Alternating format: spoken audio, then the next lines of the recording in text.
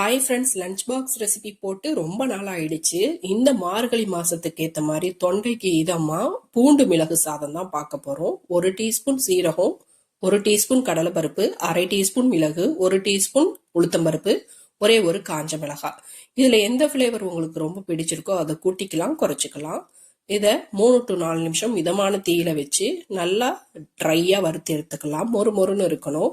Colour change ஆகக்கூடாது, கரியக்கூடாது. வறுபட்டதும் stove off பண்ணிட்டு வேற பிளேட்டுக்கு மாத்தி வச்சுக்கலாம்.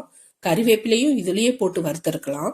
நான் அலசி வச்சிருந்ததுனால ஈரம் இருந்ததுனால தனியா வறுத்துக்கிறேன். கையால க்ரஷ் பண்ணும்போது நல்லா மொறு மொறுன்னு இருக்கணும்.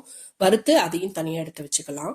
1 டேபிள் ஸ்பூன் நல்லெண்ணெய் சேர்த்துக்கலாம். ஒரு 20 பல்லு அளவுக்கு பூண்டு உரிச்சு வச்சிருக்கேன். அதை கழுவிட்டு இது போல தட்டி எடுத்துக்கிட்டேன். இப்போ எண்ணெய் சூட ஏறிடுச்சு. இதுலயே இந்த பூண்டை சேர்த்து நல்லா மொறு மொறுப்பா வறுத்து எடுத்துக்கலாம். பொன்னிறமா வறுத்துக்கலாம். கலர் நல்லா சேஞ்ச் ஆயிடுச்சு. எப்படி சவுண்டு கேக்குதுன்னு பாருங்க. இதெல்லாம் ஆறுனதும் ஃபர்ஸ்ட் பருப்பு, மிளகாய், கருவேப்பிலைய கொரகொரப்பா அரைச்சிக்கலாம். ரொம்ப ஃபைன் பவுடரெல்லாம் அரைக்க கூடாது. இந்த அளவு கொரகொரப்பா அரைச்சி எடுத்துக்கலாம். அதுலயே பூண்டையும் சேர்த்து 2 தடவை பல்ஸ் விட்டா போதும். மொத்தத்துல இந்த மசாலா ஒரு கொரகொரப்பான கன்சிஸ்டன்சி இருக்கணும். ரொம்ப மை அரைக்க கூடாது.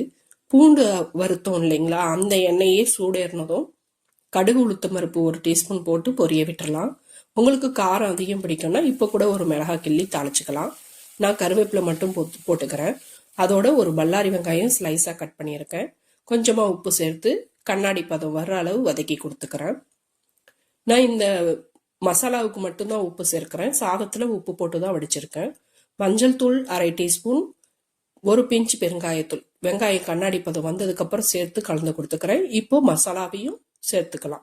அரைச்சி வச்சிருந்தோம்ல அந்த மசாலாவை நல்லா கலந்து விட்டுட்டு தனியா வடிச்சு வச்சிருக்கிற ரைஸை ஜென்டலா மிக்ஸ் பண்ணி விட்டா தொண்டைக்கு இதமான பூண்டு மிளகு சாதம் அருமையா ரெடி ஆயிடுச்சு. கண்டிப்பா ட்ரை பண்ணி பாருங்க. சப்ஸ்கிரைப் பண்ணாதவங்க சப்ஸ்கிரைப் பண்ணிடுங்க. அப்படியே ஒரு லைக் அண்ட் ஷேரை கொடுத்துருங்க. சப்போர்ட் பண்ணுங்க ஃப்ரெண்ட்ஸ். தேங்க்யூ.